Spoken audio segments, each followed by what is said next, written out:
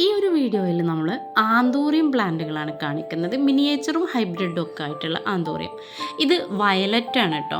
ഇതിന് 2 പ്ലാന്റിനുള്ള റേറ്റും 1 പ്ലാന്റിൻ്റെ റേറ്റും നമ്മൾ കൊടുത്തിട്ടുണ്ട്. ഒരു പോട്ടിൽ ഈ 2 പ്ലാന്റ് വീതമാണ് വരുന്നത്. ഈ ഒരു യെല്ലോ പ്ലാന്റും അതുപോലെ തന്നെയാണ്. ഇത് മിനിയേച്ചറാണ് കേട്ടോ. യെല്ലോ വരുന്നത് മിനിയേച്ചർ പ്ലാന്റാണ്. അതുപോലെ തന്നെ ഈ ഒരു റെഡ് നിറയെ പൂക്കളുള്ള 2 പ്ലാന്റ് ഉണ്ട് ഇതിൽ. ഇത് മൊത്തമായിട്ടുള്ള റേറ്റും അതുപോലെ ഒരു പ്ലാന്റിനുള്ള റേറ്റും നമ്മളതിൽ കൊടുത്തിട്ടുണ്ട്.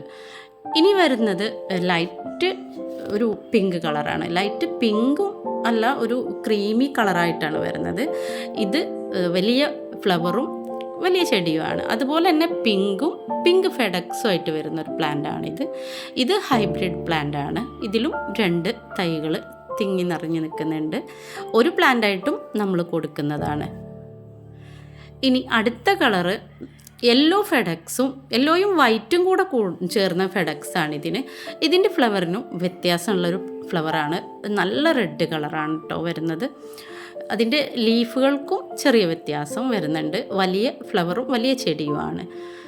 പിന്നെയുള്ളത് ഈ ഒരു പിങ്ക് കളറാണ്. നല്ല റൗണ്ടായിട്ട് പരന്ന ഫ്ലവറാണ് വരുന്നത്. നല്ല പിങ്ക് കളർ ഫെഡക്സും ആണ് വരുന്നത്.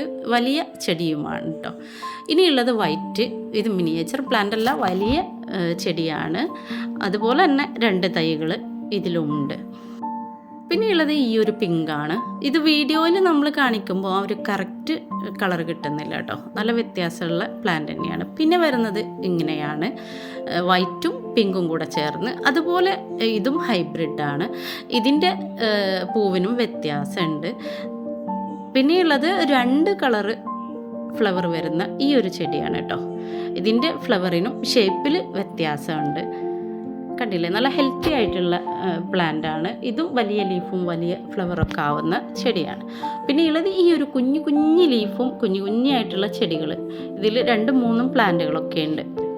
ഇനി വരുന്നത് ഓറഞ്ച് പ്ലാന്റാണ്. ഓറഞ്ചും ഹൈബ്രിഡാണ്. വലിയ ഫ്ലവറും വലിയ ചെടിയുമാണ്.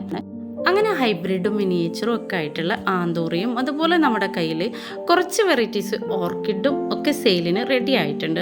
അപ്പോൾ നിങ്ങൾക്ക് ഇതിലേതെങ്കിലും ആവശ്യമുണ്ടെങ്കിൽ ഇതിൻ്റെ സ്ക്രീൻഷോട്ട് എടുത്ത് മുകളിൽ കാണുന്ന വാട്സപ്പ് നമ്പറിലേക്ക് സെൻഡ് ചെയ്ത് തരിക. അത് നമ്മൾ DTDC കൊറിയർ സർവീസ് വഴിയോ അല്ലെങ്കിൽ സ്പീഡ് പോസ്റ്റ് വഴിയോ നിങ്ങളുടെ എത്തിക്കും. DTDC സർവീസ് വഴിയാവുമ്പോൾ നിങ്ങൾ പോയിട്ട് പിക്ക് ചെയ്യണം.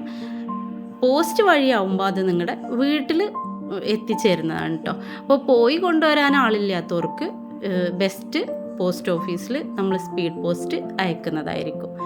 അപ്പോൾ എല്ലാവർക്കും നന്ദി, നമസ്കാരം.